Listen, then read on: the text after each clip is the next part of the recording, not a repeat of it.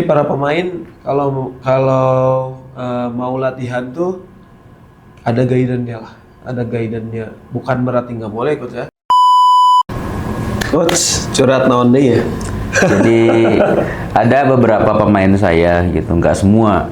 Ini semua. Jadi mereka mengeluhkan kondisi fisiknya sendiri. Oh gitu. Pas habis pertandingan tuh, coach, kenapa ya? Saya udah latihan, tapi kok performanya gak maksimal. Terus jika nu puyeng we gitu. Ya. Terus saya rakit ototnya teh gitu lalinu, gitu maksudnya teh. Nah, mau tahu alasannya kenapa? Langsung aja di The Coach. Jadilah pembeda.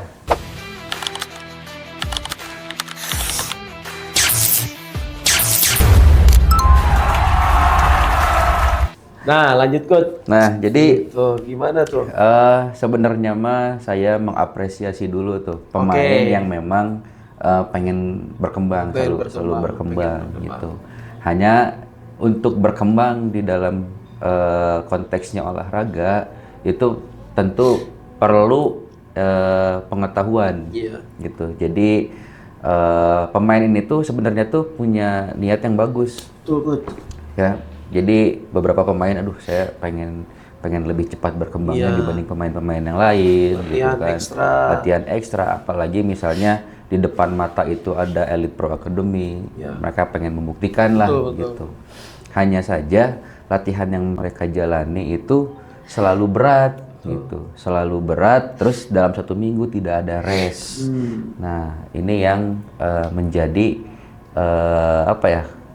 kurang tepat nih, karena mengganggu perkembangannya, justru bukan meningkat tapi menurun gitu.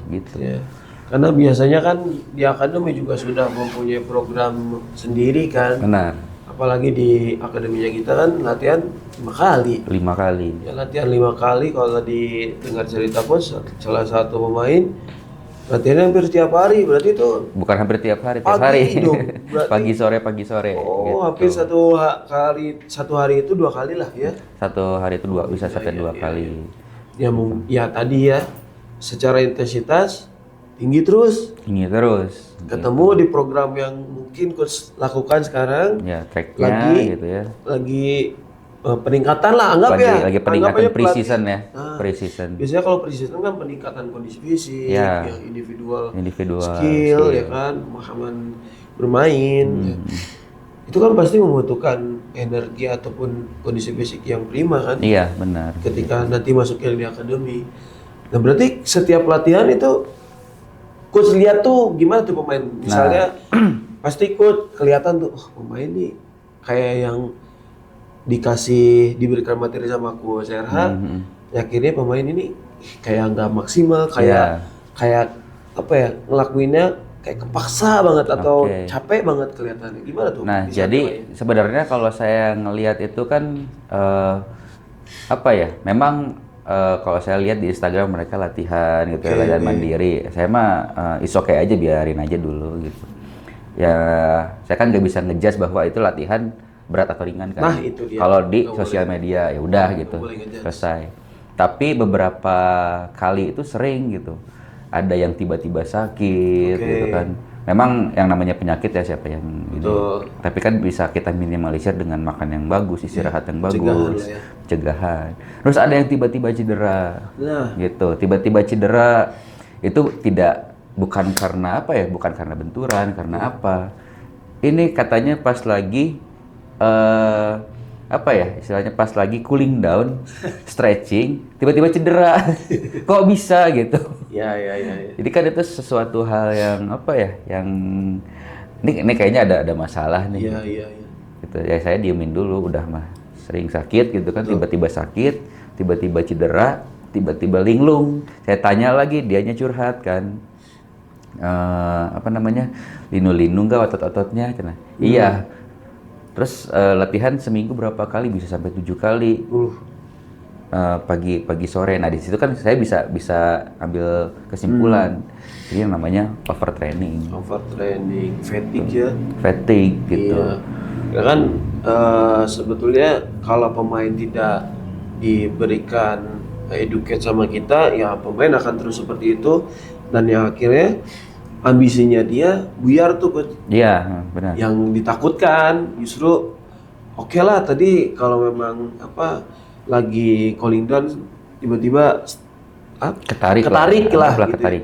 Itu hal yang mungkin bisa di masa penyembuhannya lebih cepat. Ya amit-amit Coach lagi main ya kan, karena kondisi fisiknya lagi nggak bagus. Iya, tiba-tiba ada benturan. Nah, cederanya mungkin bisa parah. Nah, itu yang sebenarnya yang harus kita antisipasi. Iya, minimalisir. Jadi memang kadang juga saya suka ngelihat ya. Sebenarnya bagus ya Coach ada inisiatif untuk melakukan private gitu. Iya, benar. Oke banget lah. Saya seneng lah sama main ataupun orang tua yang memang melakukan aktivitas itu dengan private. Yeah. Tapi justru kadang-kadang private itu di waktu yang menurut saya kurang tepat. Bukan nggak bagus, bukan saya nggak tahu juga latihannya gimana kan. Dan kita tidak mendiskreditkan pelatih-pelatih yang memberikan privat gitu. Dan karena kita juga privat sama itu memprivatkan pemain. Betul, sama karena juga karena kita juga nggak boleh ngejudge lah ya bagaimana latihan privat, intensitas dan lain-lain, karena kita hanya tahu aja gitu kan. Dan yang kurang tepat tuh karena nih kita misalnya kita udah susun program nih Coach ya. 1 minggu ini anggaplah kita lagi. Ini konteksnya head coach ya, coach yang track utamanya berarti. Track utama dulu nih, misalnya kita nih track utamanya 1 minggu ini sudah jelas. Kan ada 3 latihan di lapangan, 2 di latihan fisik. Latihan fisik di luar. Sedangkan anggap 5 pertemuan ini intensitasnya kan naik turun. Bahkan ada yang high gitu kan, dan tinggi. Terus di hari Minggu, anggap di Minggu Coach, hari Minggu itu pemain disuruh rest full sama kita. Tapi pemain malah privat. Ataupun malah latihan sendiri tapi nggak tahu guide-nya apa gitu. Latihan sendiri nggak tahu apa tujuan, yang penting mungkin capek aja gitu. Atau yang penting saya udah 10 kilo atau dan lain-lain lah ya. Itu hal yang seperti itu yang akhirnya secara recovery nggak bagus lah ya Coach ya. Nggak bagus, yang kita harusnya restful untuk Senin kembali misalnya dikasih latihan mandiri ataupun latihan di lapangan itu kembali fit, bisa melahap lagi menu selama 1 minggu.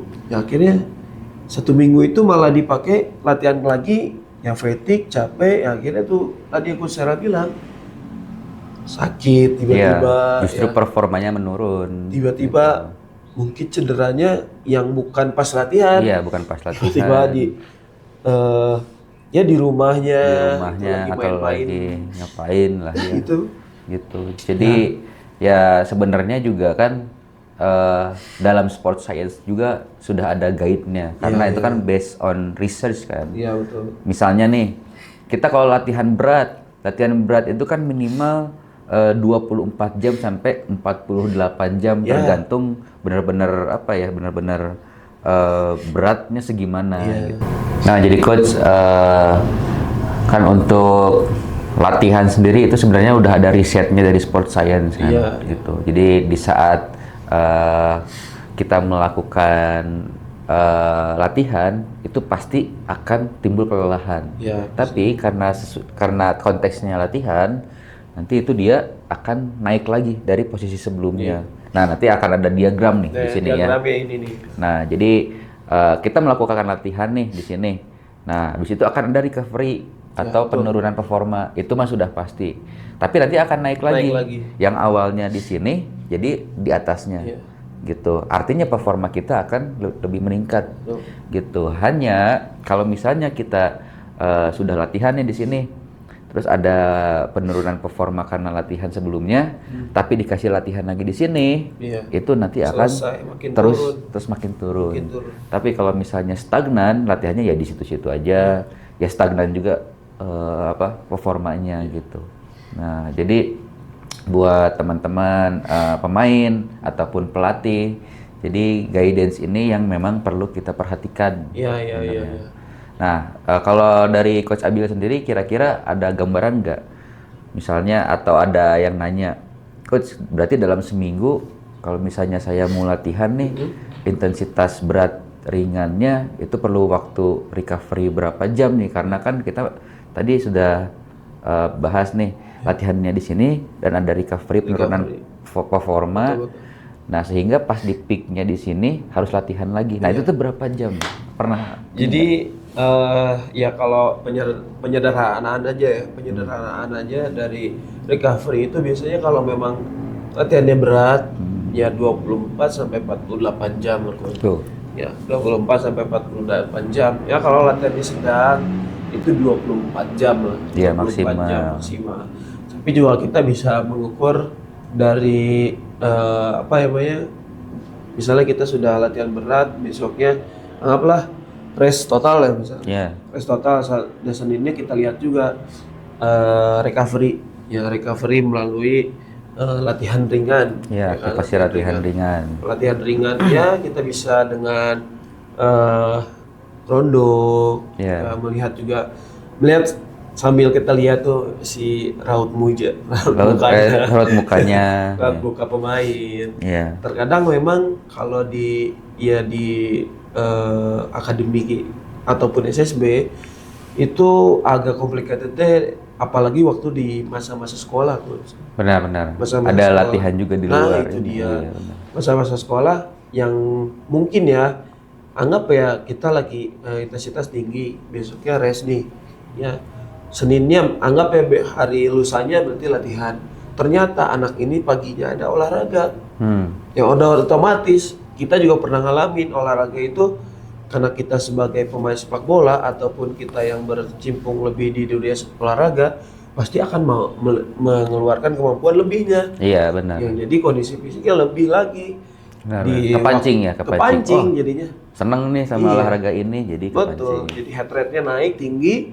Yang akhirnya pas sorenya latihan turun performa. Ya kita juga harus perhatikan hal itu sebetulnya.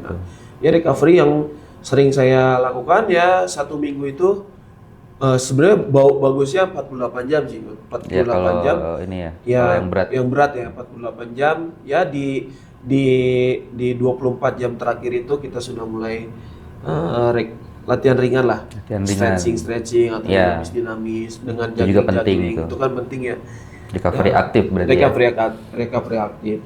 Nah, setelah itu dari 7 hari 5 latihan di lapangan ataupun fisik, 1 harinya rest. Gitu. Harus rest. Itu yang sekarang kita lakukan kan ya. 1 harinya rest total. Bebas aktivitas apapun, yang terpenting tetap jaga pola tidur, pola makan, ya pola istirahat lah, jelas ya pola istirahat mungkin kalau libur kan bisa tidur siang, benar. Malam tetap tidak tidur lebih dari jam 10. Rest totalnya, tidak memikirkan sepak bola, bisa main dengan teman, itu kan mengembalikan lagi secara psikologis. Benar. Secara psikologis juga biar dia besok latihan tuh ready lagi dan antusiasmenya makin tinggi. Jadi bukan hanya kelelahan fisik tapi mental juga bisa kelelahan sebenarnya. Kelelahan mental. Nah, ini juga saya ada ya mungkin ini ilmu yang baru saya dapat gitu ya. Mas? Jadi ada namanya RPE gitu. Apa tuh RPE itu ya kalau simpelnya rating lah. Rating kelelahan kelelahan latihan dari yang kita jalani gitu ya. Dari 1 sampai 10. Berarti 1 itu sangat ringan, 10 itu sangat berat. Sangat berat. Nah, RPE ini bisa kita jadikan guidance. Misalnya hari ini sore ini kita latihan dari 3 sesi itu ya, dari warming up sampai cooling down 3 sesi itu. Nah, RPE-nya berapa? Oh, ternyata RPE-nya 8, berarti termasuk bisa sedang, bisa keberat gitu kan. Ya lumayan lah gitu mah, 7-8 mah gitu. Tapi kalau misalnya RPE-nya di 10, coach, sekarang RPE-nya 10, gitu, capek gitu. Nah, berarti kan latihannya berat. Nah, artinya kita udah bisa menilai itu. Berarti kalau misalnya RPE-nya 10, nah artinya kan kita latihan berat hari ini, sore ini, baru bisa latihan lagi itu di minimal 24 jam. Minimal 24 jam. Gitu. Nah, itu jadi guidance kita sebagai pelatih, pemain juga sebenarnya harus tahu itu, perlu diedukasi juga. Gitu sih. Iya, berarti ya soal kejujuran juga mungkin ya coach ya. Buat para pemain, karena kalau ya karena nantinya menganggap ya udahlah RPE-nya 10 aja nih hari ini. Kan. Nah, karena besok biar turun nih. Ya. Enggak juga. Gitu juga gitu kan. Biar ya kita educate dulu sih awalnya pemain itu emang bahwasanya ini bukan soal latihan tinggi terus besok rendah gitu kan. Latihan capek terus besok nggak capek gitu kan. Tapi soal bagaimana kamu ini ingin ditingkatkan secara performance gitu kan. Ingin ditingkatkan secara performance, ya bukan lagi berbicaranya hari ini latihan capek. Hari ini pasti latihannya rendah nih. Itu jadi semangat nih. Benar. Bukan kayak gitu juga gitu. Kalau dalam kondisi fisik sendiri sebenarnya RPE itu bisa dilihat dari rating tadi 1 sampai 10 dan dilihat dari mimik muka gitu. Jadi kalau pelatih ngelihat mimik mukanya udah kayak mau mati, 10 nih gitu. Tapi kalau misalnya masih lumayan, ya kita bisa ngelihat lah mimik muka pemain. Oh, ini 8 nih. Coba tanya lagi 1 sampai 10, berapa nih tingkat kelelahannya? 8. Oh, pas dengan apa yang kita lihat. Lebih spesifik lagi itu dari denyut nadi. Kalau denyut nadinya rata-rata ternyata di 18 ke atas lah. 18 atau 180 sampai 200 denyut nadi itu untuk pelatih. Nah, itu udah cukup berat tuh sebenarnya. Ya hitungannya sih kalau memang mau ngukur dari yang lebih spesifik ya tadi denyut nadi 220 dikurangi usia pemain. Nah, itu denyut nadi yang tinggi ya. Maksimalnya berarti anggaplah pemain itu 20 tahun ya umurnya. 20 tahun. Berarti 220 dikurangi 20 berarti maksimal heart rate-nya adalah 200. Nah, itu kalau di RPE kan 10 RPE-nya.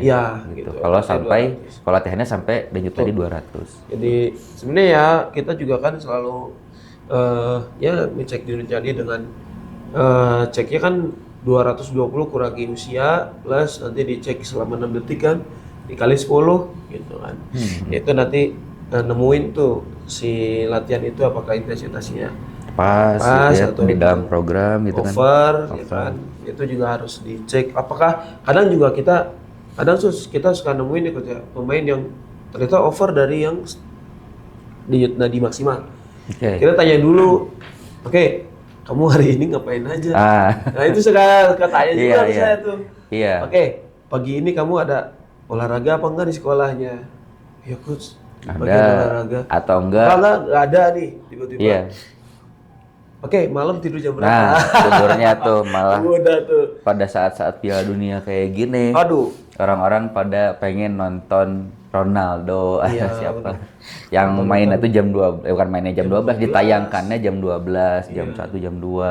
Gitu. Dan mereka maksain untuk begadang ya. Nah, ada sedikit tips aja lah. Ya, termasuk saya juga nggak bisa begadang ya. Ya, kalau apalagi kalian ya nggak ada, karena kan lagi libur ya, sekolah lagi libur. Ya kalau mau nonton, misalnya kamu mau punya plan ya nonton jam 12 nih. Habis Isya atau jam 8 terus tidur lah. Tidur bangun jam 12, kan udah ada waktu jam 2, ya jangan tidur lagi. Saat tahajud Jadi kan memang kalau secara agama mah memang dianjurkan untuk bangun sepertiga malam. Nah, itu dia. Kenapa harus tidur dulu? Gitu, karena istirahatkan badan dari recovery. Ya sedikit tips untuk yang sekarang kan emang demam Piala Dunia lah ya, demam Piala Dunia. Nah, secara sebenarnya pekan-pekan atau lagi masa libur ini tuh ada positif dan negatifnya buat kondisi fisik.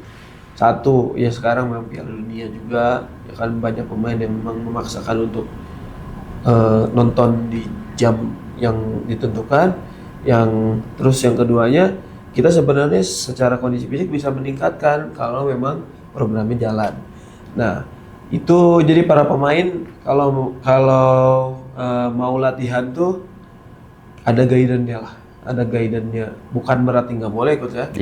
Ya tinggal komunikasikan aja sama pelatihnya gitu biar nanti disesuaikan intensitasnya. Ya, dengan program utama. Nah, dengan program utama, mungkin kamu udah punya plan, Rabu saya pengen latihan pagi coach, kira-kira apa nih latihan pagi yang baik nih buat saya, baik itu di rumah. Karena di rumah kan pasti intensitasnya yang ukur diri sendiri kan, Bud? Iya, benar. Gak ada yang controlling gitu. Nah, segitu mungkin ya yang bisa kita sharing ya buat teman-teman pemain, teman-teman pelatih. Ya mudah-mudahan ada manfaatnya lah buat kalian semuanya. Gitu. Oke, coach. Iya udah, gitu aja.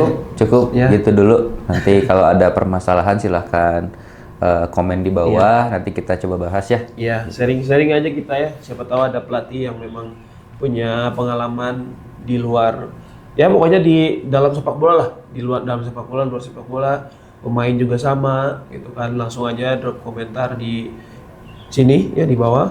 Ya jangan lupa like, comment, and subscribe. The Coach, jadilah pembeda.